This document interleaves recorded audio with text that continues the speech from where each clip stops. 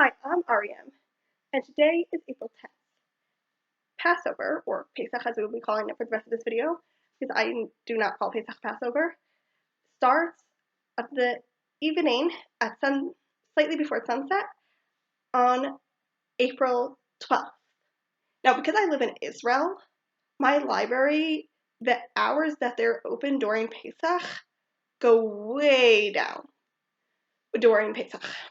So, of course, it means that everybody needs to go to the library to get books to read, especially because this year Shabbat comes right before Pesach.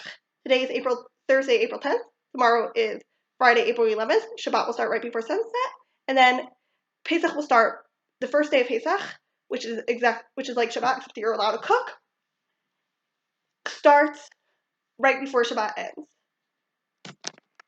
Outside of Israel, there are actually 3 days in a row. But in Israel, it's just Shabbat, then the first day of Pesach, and then we go back to, and then the next few days of Pesach are basically you're allowed to do everything, and then the last day of Pesach is again like Shabbat. But it comes out on Shabbat this year.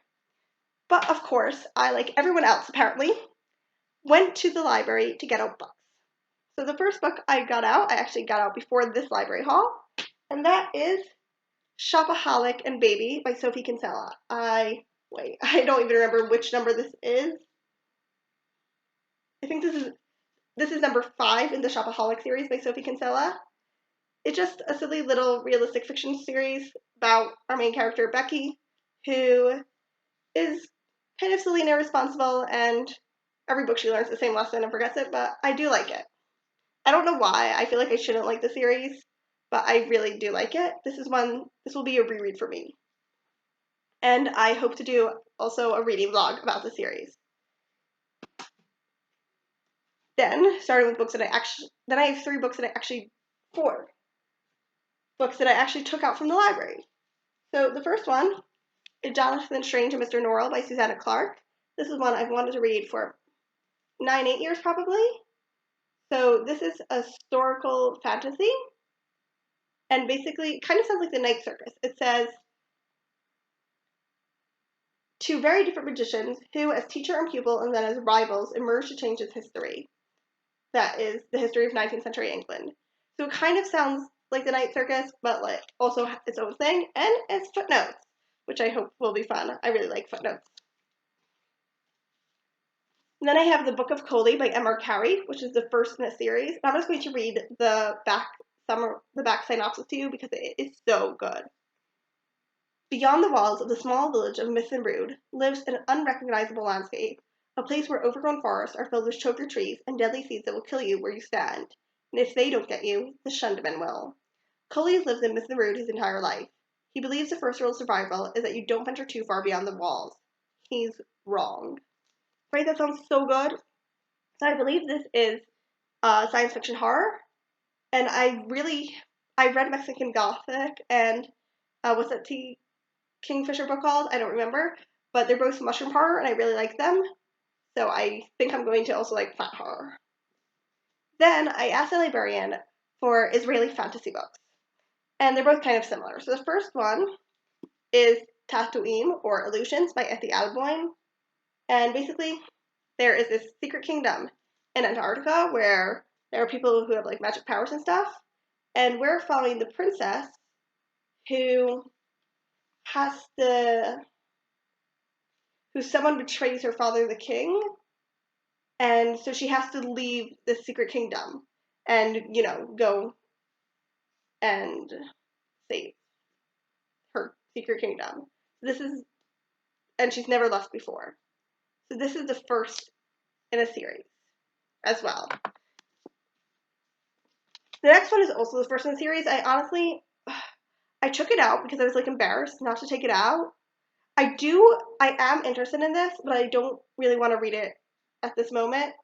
Like, I don't know. I just don't really want to read it at this moment, so I took it out because I was embarrassed not to take it out after I asked the librarian specifically for recommendations. But I don't think I'm going to try to be reading this before I give it back. But this one happens in a Jewish kingdom.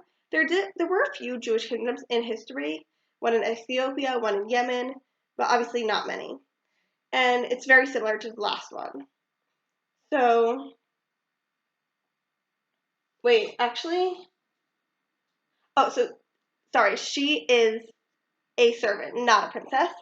He, our main character in this book, Easter by M. Kanan, is a prince, and someone betrays his father, the king. And this one, and the other one, someone betrays the king, who isn't her father. She just works for her, and he has to leave his kingdom and kind of figure out how to save. So they're both extremely similar, but I do think they're going to have very different vibes. So those are all the books I took out from the library. But the one I'm probably going to start reading before Pesach comes in on Shabbat is a book I picked up from one of the book stops, the bus stops that people leave books in, which is Fall of Giants by Ken Follett. I wanted to read something by Ken Follett for a while, and then I found a bunch of random books by Ken Follett at the book stop, so I took some. So this is also, again, the first in a series. This is the second largest book I have in this pile. This one is, let's see, 850 pages. And Jonathan Strange and Mr. Norrell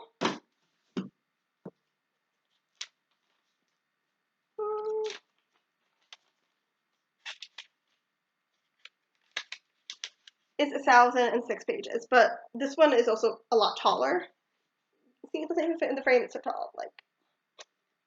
So, let's see the writing. The writing's pretty small in both of them.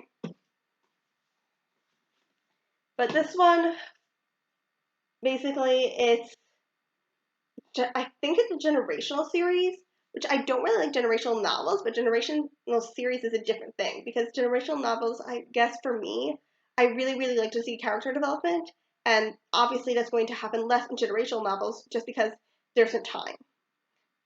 So this one starts in 1911. We follow Billy Williams, who is a 13-year-old, and he's working in a coal mine. Then we follow Lady Maud Fitzherbert, who is from the family who owned the coal mine.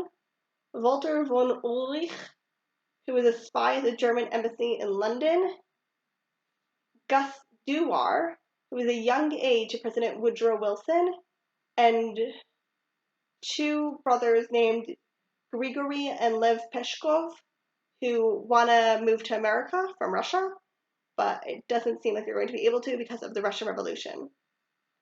Also, I honestly thought Ken Follett was Jewish, and then I looked him up for something else, and he isn't.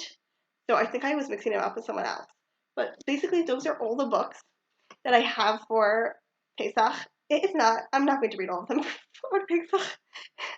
I do not have that kind of time.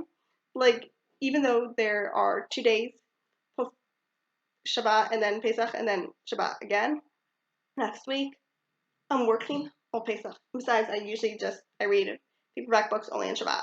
So I'm definitely not going to read all of them, but I did take them out of the library. Thank you for watching. Chag Sameach.